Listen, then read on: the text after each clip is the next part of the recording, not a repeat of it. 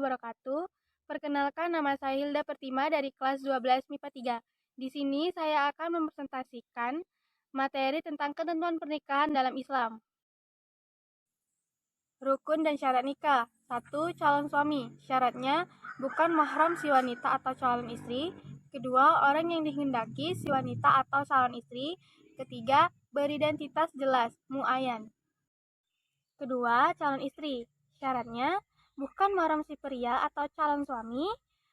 Kedua, terbebas dari halangan nikah seperti dalam masa idah atau tidak berstatus istri orang lain. Ketiga, wali. Syaratnya pertama, orang yang dikehendaki bukan orang yang dibenci. Kedua, laki-laki. Ketiga, mahram si calon mempelai perempuan. Keempat, balik. Kelima, berakal. Keenam, adil atau tidak fasik. Keempat, tidak buta. Kelima, tidak berlainan agama. Keenam, merdeka, bukan budak.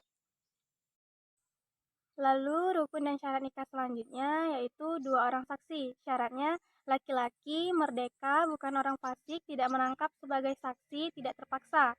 Yang terakhir, ijab kabul. Syaratnya tidak bergantung dengan syarat lain, tidak terkait dengan waktu tertentu, boleh dengan bahasa asing, dengan menggunakan kata tazwij atau nikah, tidak diperbolehkan dalam kinayah.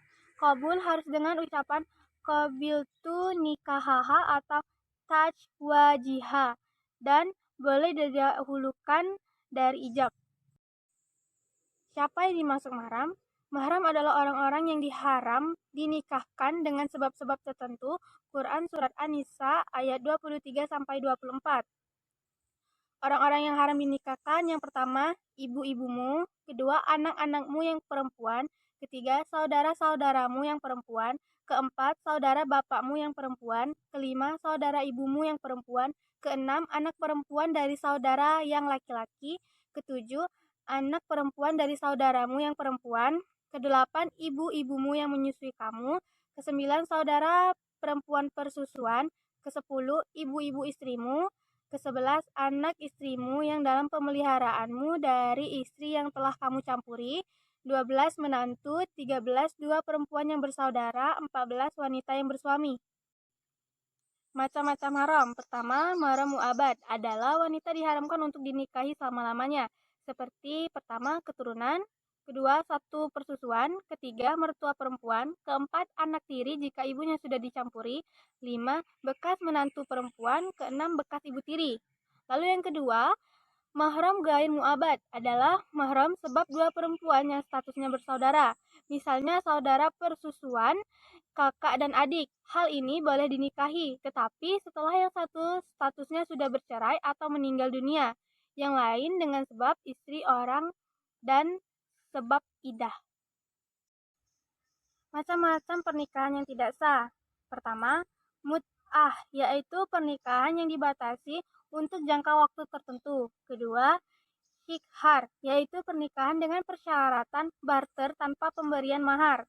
Ketiga, muhalil, yaitu pernikahan seorang wanita yang telah ditalak 3 oleh suaminya. Keempat, pernikahan orang yang sedang ihram, baik ihram haji maupun umrah, hingga memasuki masa tahalul. Kelima, pernikahan dalam masa idah. Keenam, pernikahan tanpa wali. Ketujuh, pernikahan dengan wanita kafir selain ahli kitab. Kedelapan, pernikahan dengan mahram. Kesimpulan yang dapat diambil yaitu pernikahan yang sah menurut syariat Islam adalah pernikahan yang memenuhi syarat dan rukunnya. Lalu pernikahan yang sah menurut negara adalah pernikahan yang dicatat oleh pegawai pencatat nikah sesuai PP nomor 1 tahun 1974. Sekian dari saya. Apabila ada salah kata, saya mohon maaf. Kepada Allah saya mohon ampun. Wassalamualaikum warahmatullahi wabarakatuh.